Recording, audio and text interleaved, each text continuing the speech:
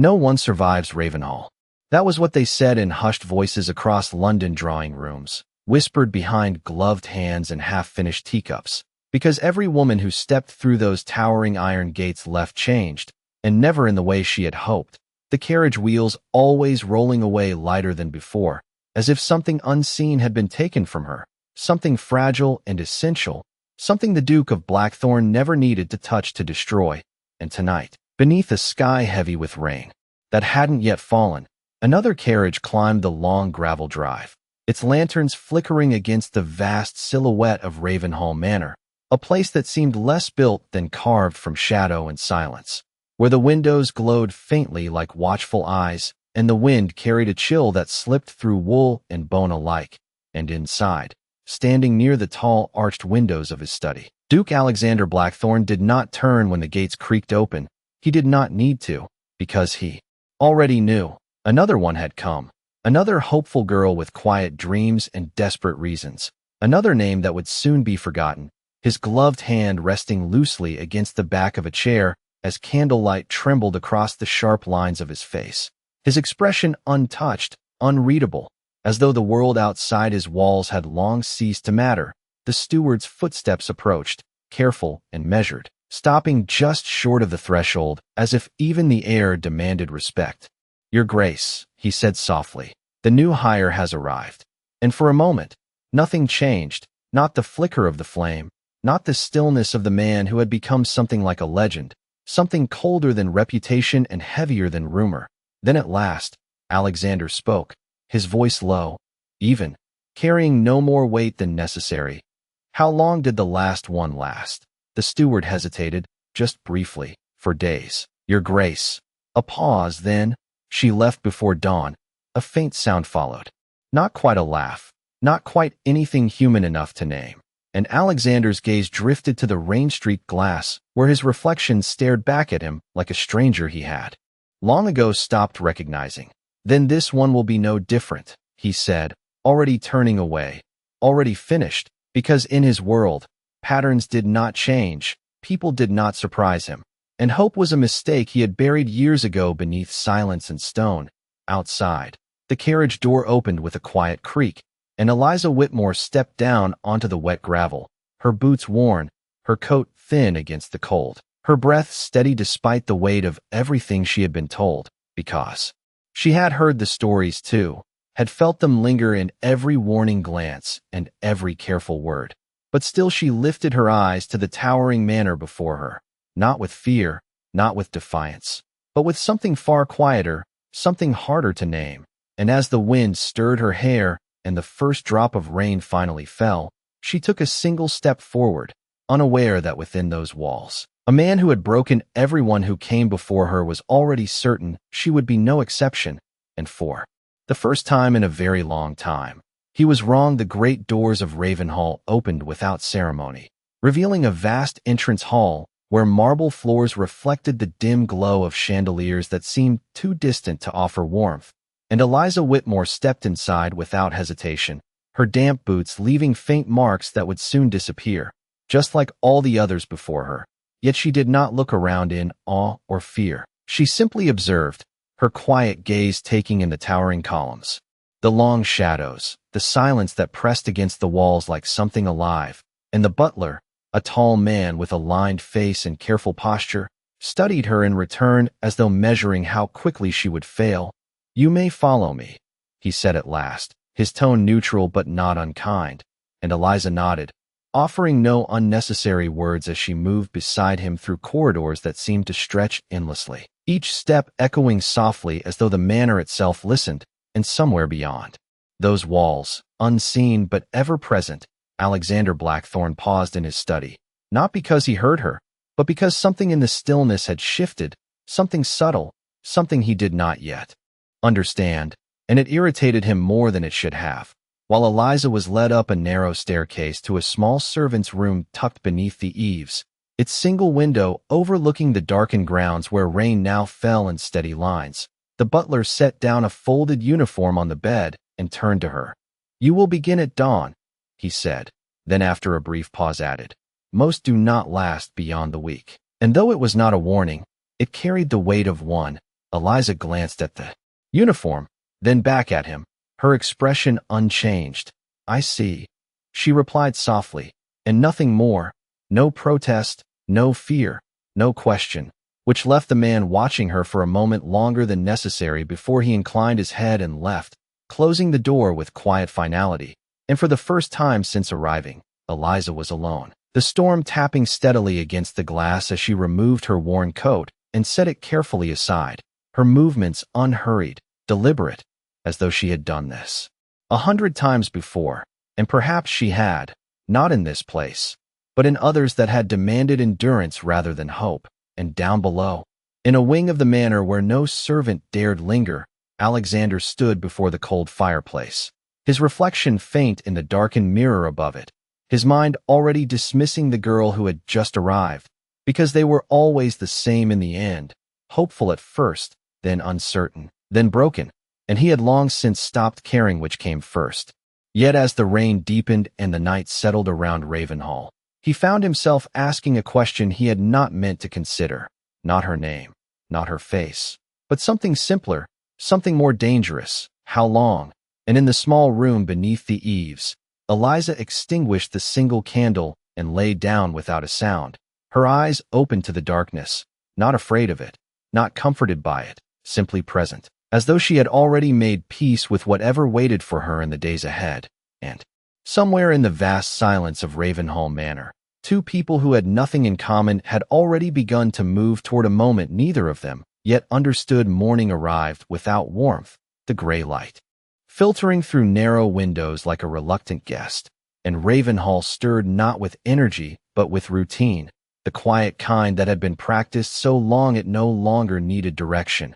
And Eliza Whitmore rose before the bell, already dressed, already prepared, her movements precise as she stepped into the corridor where other servants moved with lowered voices and careful eyes, each of them aware of the invisible boundaries that governed this place.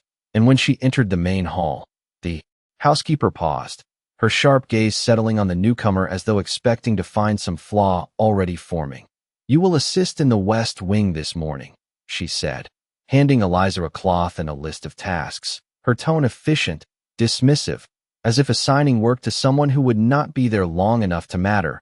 And Eliza accepted without question, her fingers steady, her expression unchanged, which earned her a brief, unreadable look before the woman turned away, because most girls spoke too much on the first day, asked questions they should not ask, revealed fear they could not hide. But this one did none of those things, and as the hours passed, Eliza moved through the corridors with quiet purpose, polishing surfaces, adjusting small details, her presence barely noticeable, yet somehow complete, as though she belonged to the rhythm of the manor in a way the others did not. And it did not take long for the whispers to begin, soft and cautious, carried between tasks. And behind partially closed doors, "She has not spoken once," one maid murmured. "They all start quiet," another replied, though there was uncertainty in her voice, because silence like this was different, not fragile, not strained, but steady. And somewhere above them, Alexander Blackthorne walked the length of the upper corridor, his steps measured, his thoughts elsewhere, until he paused without reason, his gaze drawn to the faint movement below. And there she was, the new girl, standing alone in the long hall with sunlight cutting across the floor at her feet, her head slightly bowed as she worked, not hurried, not hesitant, simply present.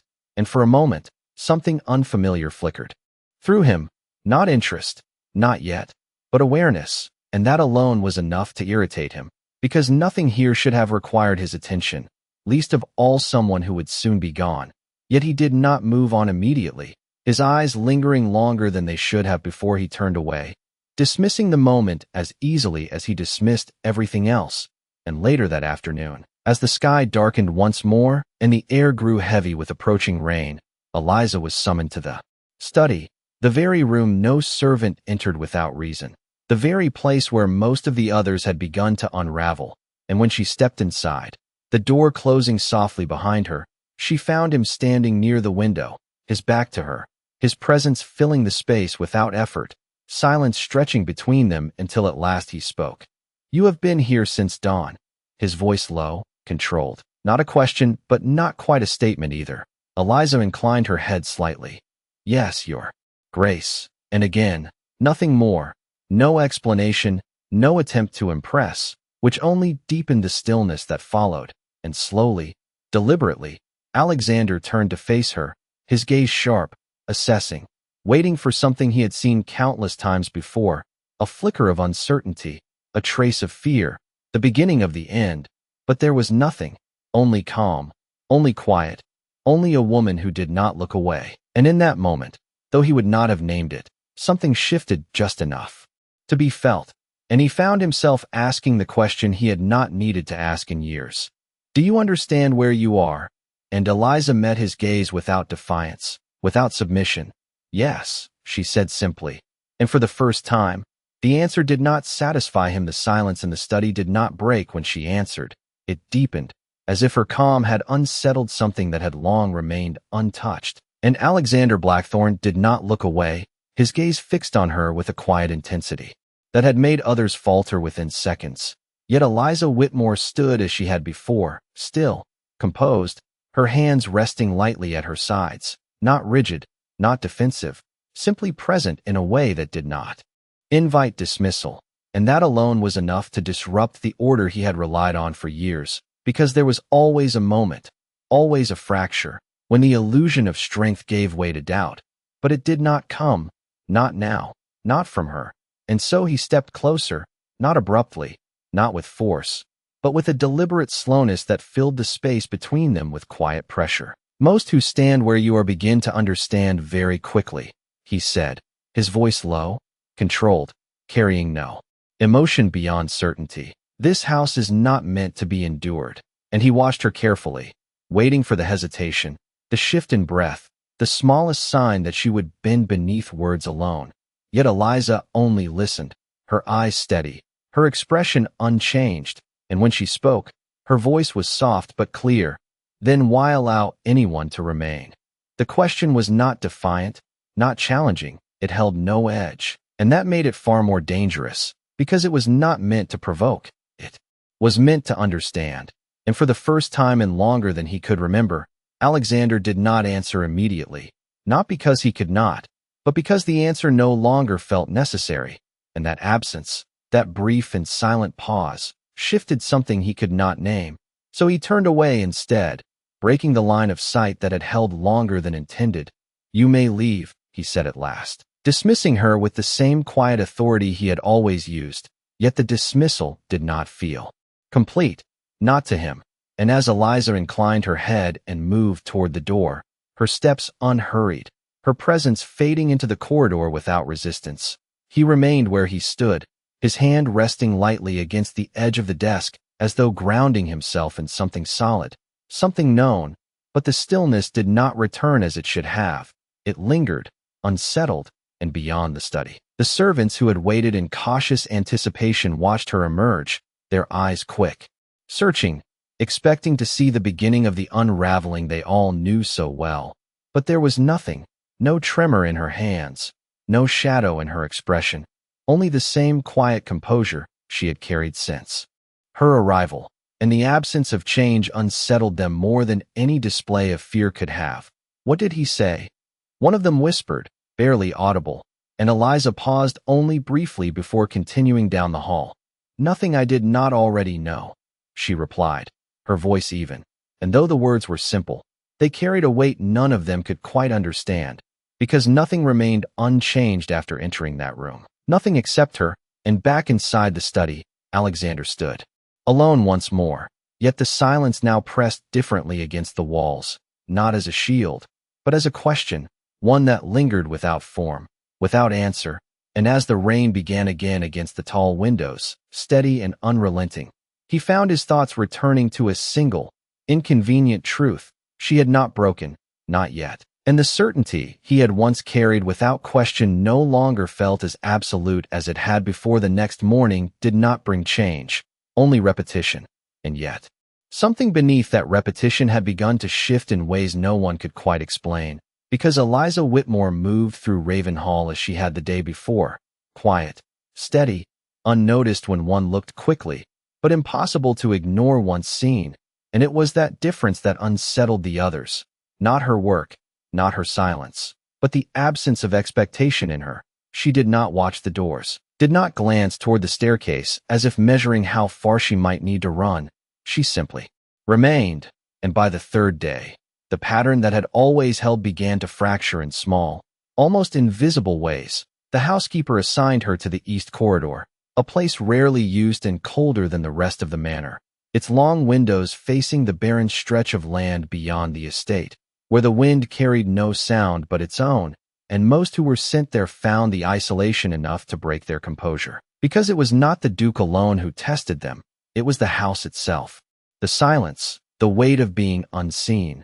But Eliza accepted the assignment without hesitation, her steps echoing softly as she entered the corridor alone, the light dim, the air still, and she began her work as she always did, methodical, unhurried, as though the absence of presence did not trouble her.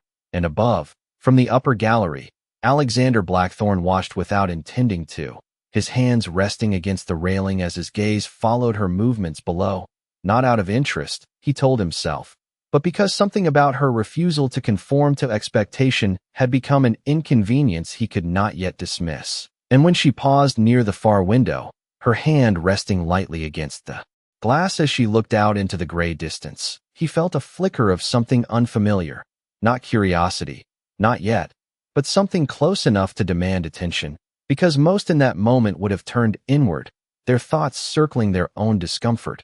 But she did not.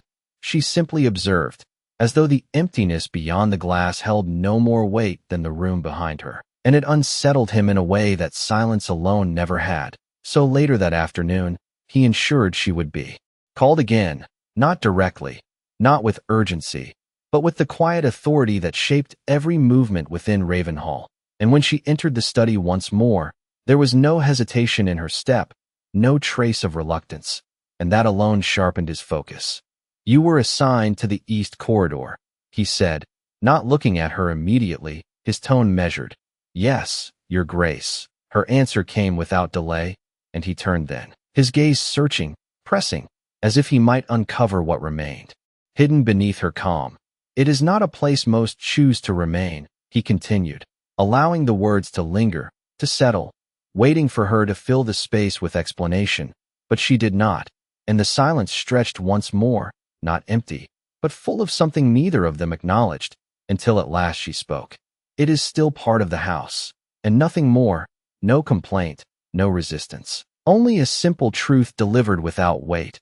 And for a brief moment, something in Alexander's expression shifted, so faint it might have gone unnoticed, because the answer did not align with any pattern he had known. It did not reveal weakness, nor did it challenge him. It simply existed, and that existence disrupted the balance he had come to rely on. And though he dismissed her again as he always did, though he returned to his solitude with the same deliberate control, the question did not leave him this time. It remained, quiet, persistent, echoing beneath the surface of everything he thought he understood, because she had not broken, not under silence, not under distance, not under him, and for the first time, the certainty that had once defined Ravenhall no longer felt complete by the fourth day. Ravenhall had begun to notice her, not openly, not in ways that could be spoken without consequence, but in the subtle pauses between movement, in the way conversations quieted when she passed, not because she demanded attention, but because she did not, and that absence of need unsettled more than any display of fear ever had. And Eliza Whitmore continued as she always did, her work precise, her presence steady, as though the house had not already claimed so many before her, as though time within these walls did not carry weight. And it was that stillness that followed her into every room, even into places where silence had long belonged to someone else. Because that evening, as the storm returned with a low, constant rhythm against the stone walls, she was sent to the west wing to deliver a tray, a simple task, yet one that no one else volunteered for, not because it was difficult, but because it led to a part of the manor that had remained untouched for years, a place where doors stayed closed and memories lingered without name. And when Eliza reached the end of the corridor, she paused only long enough to confirm the number before lifting her hand and knocking softly. Once, then again when no answer came. the sound barely echoing in the dim light. And after a moment, the door opened just enough to reveal him, Alexander Blackthorne, his presence filling the narrow space without effort, his expression unreadable, yet there was something different in the way. He looked at her, not colder, not harsher, but searching in a way that did not belong to him. "You were not sent here before," he said, his voice low, as though the room itself required quiet, and Eliza inclined her head slightly. "No, Your Grace." And for a moment, neither moved, the tray held steady in her hands, the distance between them unchanged, and yet something passed through the silence, something unspoken, something neither acknowledged, until at last he stepped aside, allowing her to enter, not as an invitation, but not as a command either. And inside, the room felt different from the rest of Ravenhall, not colder, not darker, but preserved, as though time had chosen not to move forward. The air still, the furnishings untouched, and Eliza set the tray down without comment, her eyes taking in the space without intrusion, without curiosity that might offend.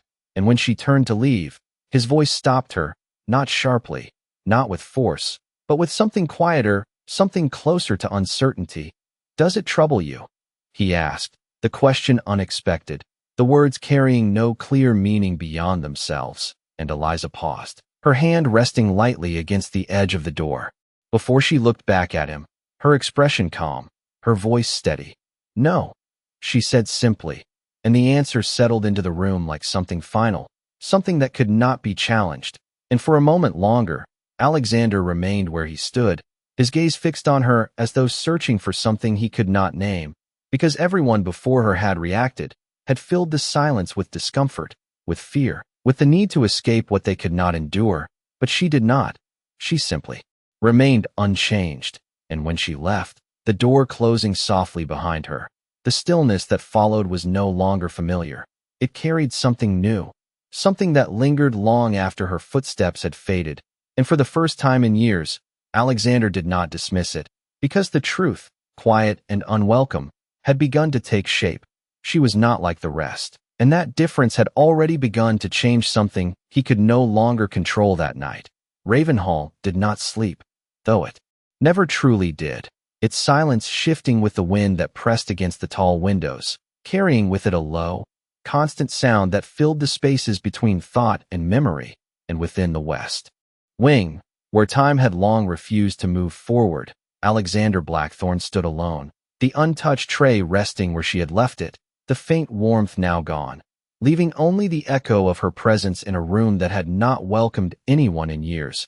And yet she had entered without hesitation, without reverence, without fear, as though the weight of the past held no claim over her, and that unsettled him more than any reaction ever had, because there had been no attempt to understand, no effort to avoid, only a quiet acceptance that did not seek permission, and it lingered now, pressing against the stillness he had carefully preserved.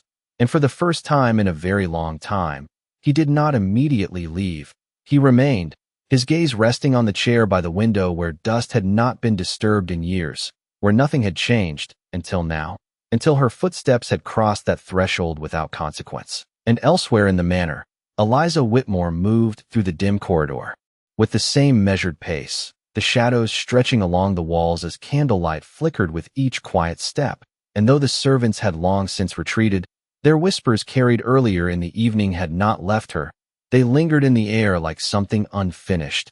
"No one stays in that wing," one had said, not as a warning, but as a truth repeated often enough to become belief. Yet she had gone, and she had returned unchanged, and it was that absence of effect that followed her. Now, not as pride, not as defiance, but as something simpler, something steady. And when she reached the narrow staircase that led to her room, she paused only briefly, her hand resting lightly against the worn wood of the railing, not in hesitation, but in thought, as though measuring something unseen, something unspoken. And far below, the great doors of the west wing opened once more, the sound quiet yet deliberate, and Alexander stepped into the corridor, his movements unhurried, his expression unreadable. Yet there was something different in the way he walked, not with purpose, but with a quiet awareness that had not been there before. And though he did not seek her, though he did not call her name. The distance between them began to close in ways neither of them acknowledged, because when Eliza turned at the base of the staircase, her gaze lifting instinctively toward the long corridor beyond, she saw him standing there, not close enough to speak, not distant enough to ignore, and for a moment, neither moved, the silence between them stretching, not tense, not fragile, but full, as though something had been placed there without either of them realizing it. And in that moment, Alexander did not look at her as he had before, not as something to be measured, not as something to be broken, but as something he could not yet understand, and that lack of understanding unsettled him more than anything else ever had. Yet Eliza did not look away, her gaze steady, her presence unchanged, and after a moment, she inclined her head slightly, not out of submission, not out of obligation, but as acknowledgement, simple and complete, and then she turned, continuing up the staircase, without pause, leaving him standing in the dim corridor where the silence had shifted once more, because she had not stopped, had not waited, had not asked, and for the first time, Alexander Blackthorne realized that whatever had begun within Ravenhall was no longer something he controlled. It was something that had already taken root, quiet, unseen, and impossible to undo. The following morning carried a different weight, not heavier, not darker, but altered in a way that could not be seen, only felt in the pauses between movement and the quiet awareness that settled into Ravenhall like a presence that refused to leave. And Eliza Whitmore moved through her duties as she always had, her hands steady, her gaze lowered only when necessary, her silence unchanged. Yet something in the air around her had begun to shift, because the servants no longer watched her with quiet certainty, they watched with hesitation, as though the pattern they had relied upon was beginning to fail them. And above, behind the closed doors of his study, Alexander Blackthorne stood unmoving before the window, the early light filtering through thin clouds, casting a pale reflection against the glass, and though the world beyond the estate remained distant and irrelevant, his thoughts did not follow their usual path. They lingered instead on something far more inconvenient, something that did not belong to routine, because he had expected a change by now, a fracture, a moment of weakness that would confirm what he already knew, yet it had not come, and that absence had begun to take form in ways he could not ignore. And later that morning, without announcement, without reason given, Eliza was called once more to the study, and when she entered, the room felt as it always had, quiet, controlled, untouched by anything beyond his will. Yet he did not turn immediately, his silence extending longer than before, as though measuring something he could not yet define. "You have been here nearly a week," he said at last, his voice even, but there was something beneath it, something less certain than before, and Eliza inclined her head slightly. "Yes, Your Grace." And again, nothing more, no explanation, no acknowledgement of what that time meant, and slowly, he turned, his gaze settling on her with a focus that no longer sought to break, but to understand. "Most do not remain this long," he continued, and the words carried no challenge, no expectation, only a statement that no longer felt complete, and for a moment, the silence held between them, stretching without tension, without urgency, until she answered, her voice calm, steady. Then they chose to leave, and the simplicity of it struck something deeper than any defiance could have, because it did not accuse, did not question, it simply existed, and for a brief moment, something in Alexander's expression shifted, not enough to be named, but enough to be felt, and he stepped closer, the distance between them narrowing once more, though not with the same intent as before. "And you have not," he said, quieter now, as though the question mattered more than he intended. And Eliza met his gaze without hesitation, without weight. "No," she replied, and that single word settled into the room with a finality that left no space for interpretation, and for the first time, Alexander did not immediately respond, because the answer he had expected did not come. The reasoning, the justification, the hidden fear, none of it existed in her, and that absence, that quiet certainty, began to unravel something far more controlled than silence, because it was not resistance that unsettled him, it was the lack of it, the absence of conflict, the way she stood before him not as something to overcome, but as something that simply remained. And when he finally spoke again, his voice lower than before. There was no command in it, no dismissal, only something he had not allowed in years. "You may go." And though the words were the same, the meaning was not. And as Eliza turned and left the study once more, her steps unhurried, her presence fading into the corridor, the stillness that followed did not return to what it had been, because something within Ravenhall had already begun to change, not through force, not through resistance, but through something far quieter, something far more dangerous, because she had stayed, and, in doing so, she had begun to alter the very silence that had once defined him by the seventh day. Ravenhall no longer felt unchanged, though no one could have said exactly when the shift had begun, only that something subtle had taken root, something that could not be undone, and Eliza Whitmore continued her work as she always had, her presence steady, her movements quiet, yet no longer unnoticed, because now, even in her silence, there was an awareness that followed her, not from fear, but from something closer to uncertainty, as though the house itself no longer knew what to expect from her. And it was that uncertainty that reached further than any command ever had, because it did not belong to him, not entirely. And in the long corridor of the West Wing, where shadows stretched longer than light, Alexander Blackthorne stood alone once more, his gaze fixed on the window where rain traced slow, uneven paths across the glass. And though he had returned to this place countless times before, it no longer held the same stillness, because something had disturbed it, not physically, not visibly, but in a way that could not be ignored. And for the first time in years, he did not welcome the silence. He questioned it, and that question led him elsewhere, down the corridor, past the closed doors and quiet spaces, until he found himself standing where he had not intended to go, at the base of the narrow staircase that led to the servant quarters, a place he had never needed to enter, a place beneath his notice, and yet he remained there for a moment longer than reason allowed, his hand resting lightly against the cold stone wall as though grounding himself in something solid, something known, before he turned away, because whatever had drawn him there was not something he would acknowledge, not yet.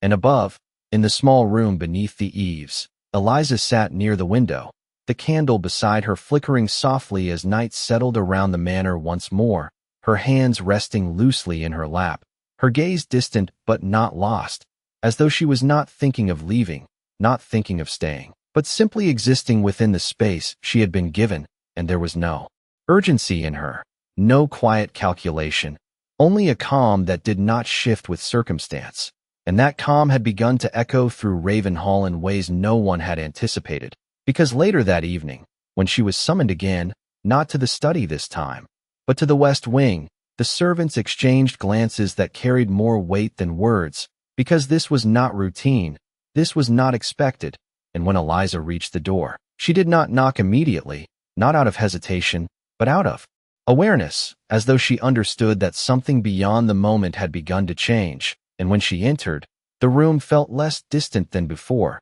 not warmer, not lighter, but altered in a way that could not be undone, and Alexander stood near the window as he had before.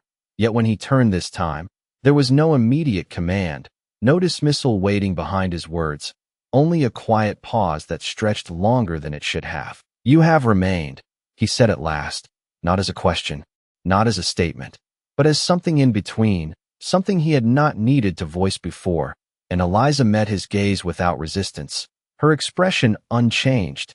"Yes," she replied, and the simplicity of it carried more weight than explanation ever could, and for a moment, the silence between them deepened, not with tension, but with something closer to recognition, because for the first time, Alexander did not look at her as something temporary, not as something that would soon disappear, but as something that had already begun to stay, and that realization unsettled him more than anything else ever had. Because it meant that whatever had begun within Ravenhall was no longer something he could dismiss. It was something he would have to face, and he did not yet know how the silence that followed her answer did not fade as it once had. It remained, lingering between them with a quiet weight that neither of them moved to break. And for the first time, Alexander Blackthorne did not turn away, did not retreat into the distance he had always maintained. Instead, he remained where he stood, his gaze fixed on Eliza Whitmore as though the answer she had given carried something more than its simplicity, something that unsettled the certainty he had built his world upon, because she had not explained, had not justified. She had only confirmed what had already become undeniable. She had stayed, and that single truth began to reshape the space between them in ways he had not anticipated. Most who remain this long begin to expect something, he said at last, his voice quieter than before, stripped of the authority that once defined it. And Eliza did not immediately respond, not out of hesitation, but because the question itself did not seem to require an answer. And when she finally spoke, her voice carried the same calm that had followed her since the beginning. Expectation is not required to remain. And the words settled into the room with a clarity that could not be dismissed, because they did not challenge him. They did not resist him. They simply existed beyond the structure he had always relied on. And for a moment, something in his expression shifted again, more visible now. Not enough to reveal, but enough to acknowledge, because what stood before him was not something he could define within the patterns he understood. It was something else entirely, something that did not bend, did not fracture, did not conform. And that realization carried a quiet consequence he had not prepared for, because it meant that whatever control he had once held was no longer absolute. And the room seemed to reflect that change, the stillness no longer rigid, no longer controlled, but open in a way that felt unfamiliar. And when Eliza turned to leave, as she always did, there was no dismissal waiting, no command given, only a silence that allowed her to move freely, and that absence of control followed her into the corridor, where the air felt lighter, though nothing had visibly changed, and below, the servants who had once measured time in the departures of others now found themselves uncertain, because days had passed, and she had not left, and that alone began to alter the rhythm of the house, because Ravenhall had always been defined by endings, by the quiet certainty that no one remained, and now, that certainty had begun to unravel, and in the West Wing, Alexander remained where he stood long after the door had closed, his gaze drifting toward the place where she had been, not out of longing, not out of need, but because something in her absence felt different, not empty, but present, and that presence lingered in a way he could not ignore, because it did not demand attention. It simply existed, and that existence began to change the way he moved through the space around him, the way he regarded the silence he had once relied on, and for the first time, he did not welcome its return, because the silence no longer belonged entirely to him. It had been shared, altered, reshaped by something he had not allowed before, and as the night deepened around Ravenhall, carrying with it the quiet rhythm of rain against stone, a truth began to take hold, subtle but undeniable.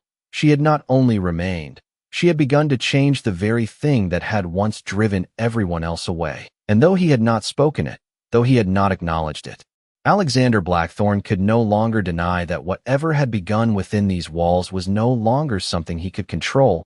It was something he had already begun to feel. The days that followed did not announce themselves with change. Yet Ravenhall no longer felt as it once had, because something unseen had begun to settle into its walls, something quiet yet persistent. And Eliza Whitmore continued as she always did, her presence steady, her movements unchanged. Yet now there were moments, brief and unspoken, when others paused in her presence not out of caution, but out of something they could not name, as though the certainty they had always relied upon had begun to dissolve.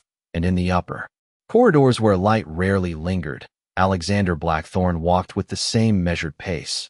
Yet his thoughts no longer followed the familiar paths of dismissal and control. They returned instead, again and again, to the same quiet presence that had refused to shift under his gaze. And that repetition unsettled him more than anything else ever had, because it did not belong to him, it did not yield to him, and it did not leave. And later that evening, as the storm pressed once more against the tall windows, its steady rhythm filling the silence that had once been his alone, he found himself moving without command, without intention, his steps carrying him through corridors he had long ignored, until he reached the lower hall, where candlelight flickered softly against stone, and there, without announcement, without purpose, he stopped, because at the far end of the corridor, Eliza stood near one of the tall windows, her figure outlined by the faint glow beyond the glass, her hands resting lightly against the frame as she looked outward into the darkness, not searching, not waiting, simply present. And for a moment, he did not move, did not speak, because something in that stillness held him in place, something that did not demand his attention yet refused to release it. And when she turned, as though aware of his presence without needing to see it, their eyes met across the distance, and again, the silence stretched between them, not tense, not uncertain, but filled with something that neither of them could deny. And slowly, he stepped forward, the sound of his footsteps softened by the stone beneath him, until the distance between them no longer allowed for avoidance. "You do not look toward the gates," he said, his voice low, carrying none of the cold certainty it once had. And Eliza regarded him quietly, her gaze steady. "There is no reason to," she replied, and the answer, simple as it was, struck deeper than anything he had expected, because it held no hope of departure, no quiet calculation of escape.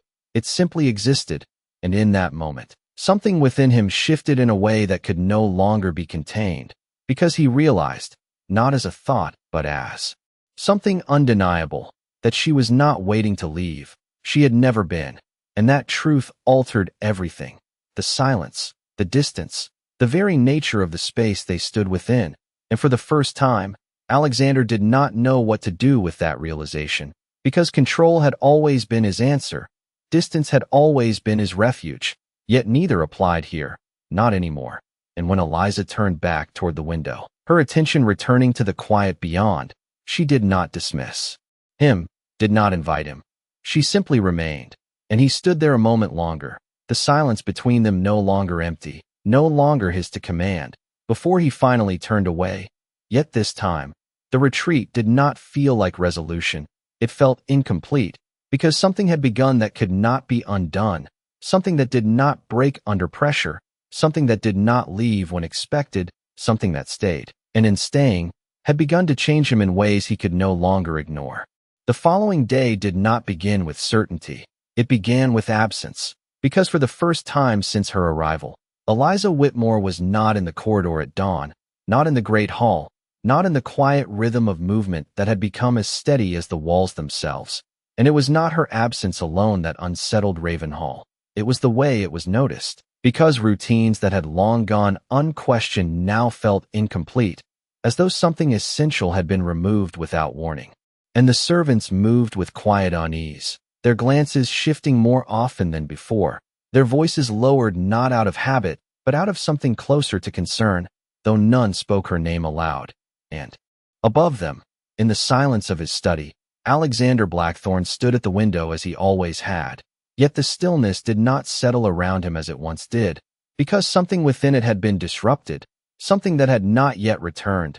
And when the hour passed without explanation, without her quiet presence crossing the corridor below, something unfamiliar took hold, subtle but undeniable, and he turned from the window before he intended to, his steps measured, yet no longer indifferent as he moved through the upper hall, past doors that remained closed, down the staircase he had not needed to descend in years, until he reached the lower corridor where the housekeeper stood, her expression composed but not entirely certain. And though he did not ask immediately, though the silence stretched as it always had, the question formed without his permission, "Where is she?" And the words, simple as they were, carried something he had not allowed before, something closer to urgency than control, and the housekeeper hesitated only briefly before answering. "She requested to leave, Your Grace," and the explanation, quiet and contained, settled into the space between them with a weight that could not be ignored, because it was not defiance, not failure, it was choice, and that distinction altered everything, because for the first time, she had not been driven away, she had not broken, she had not yielded, she had simply decided, and that truth unsettled something far deeper than any departure before her, because it was not expected, it was not controlled, and without another word, Alexander turned, his movement no longer measured, no longer distant. As he crossed the hall and moved toward the great doors, the sound of the storm beyond already pressing against the stone, and when the doors opened, the cold air met him with a force that should have driven him back, yet he did not hesitate, his gaze scanning the long drive where rain blurred the distance into something indistinct, until at last he saw her, a small figure against the gray, her steps steady as she walked away from the manor that had never truly held her. And for a moment, the world seemed to pause, not in silence, but in something far more absolute. Because in that distance, in that quiet act of leaving, everything he had believed began to shift, and without thought, without calculation, he stepped forward, the rain falling harder now, the path uncertain beneath his feet. Yet he did not stop, because for the first time, it was not about control, not about certainty. It was about something far more unfamiliar, something he had not allowed himself to feel. And as the distance between them began to close, one truth rose above all others, quiet and undeniable. She had stayed when no one else had. And now, she was choosing to leave. And he could not let that be the end. The rain blurred the world into motion and silence as Alexander Blackthorne closed the distance that had once felt unbreakable. Each step forward stripping away the control he had relied on for years, until at last he spoke, not with command, not with authority, but with something unfamiliar, something unguarded. Eliza. And the sound of her name carried through the storm with a quiet certainty that made her pause, her figure still against the gray horizon before she turned, her expression unchanged, her gaze steady as it had always been. And for a moment, neither moved, the rain falling between them like a boundary that no longer held meaning, because everything that had defined their distance had already begun to dissolve. And when he reached her, there was no practiced distance in his stance, no cold restraint in his voice, only the quiet weight of a truth he could no longer deny. "You chose to leave," he said, not as accusation, not as judgment, but as something he was still trying to understand. And Eliza regarded him with the same calm that had never shifted. "Yes," she answered simply, and the finality of it settled between them. Yet this time it did not close the space, it opened it, because he did not turn away, did not retreat into silence. Instead he remained, standing before her as the storm pressed against them both, and for the first time, the words that followed were not shaped by control, but by something far more fragile. "I did not ask you to stay." And the admission, quiet and unpolished, carried more weight than anything he had said before, because it revealed what had never been spoken, what had never been acknowledged. And Eliza held his gaze, her voice steady, unchanged. "No," she replied. And again, nothing more, no expectation, no demand. And in that moment, something within Alexander shifted completely, because he understood now, not as a thought, but as something undeniable. She had never stayed for him. She had never endured because she was told to. She had simply remained because she chose to. And that choice had never belonged to him, and it never would. And yet, as the rain continued to fall, as the distance between them remained small and unguarded, he spoke again, not as a duke, not as a man who controlled everything within his reach, but as someone who had finally stepped beyond that control. "Stay." And the word, simple and unforced, carried none of the authority it once would have. It was not a command, not a demand. It was something else. Entirely, something that had never existed between them before. And for the first time, Eliza did not respond immediately, not because she hesitated, but because the moment itself had changed, because this time, the choice was different, the meaning no longer the same. And as she stood there, her gaze steady, her presence unchanged, the silence between them settled once more, not as distance, not as barrier, but as something shared, something understood without words. And though the storm continued, though the world beyond Ravenhall remained uncertain, one truth had become clear, not through force, not through control, but through something far quieter, because he had not found her in her breaking, he had found her in her staying, and in learning to let her choose, he had begun to change in ways he had never thought possible, because some hearts do not yield to power, they open only when they are no longer held at all.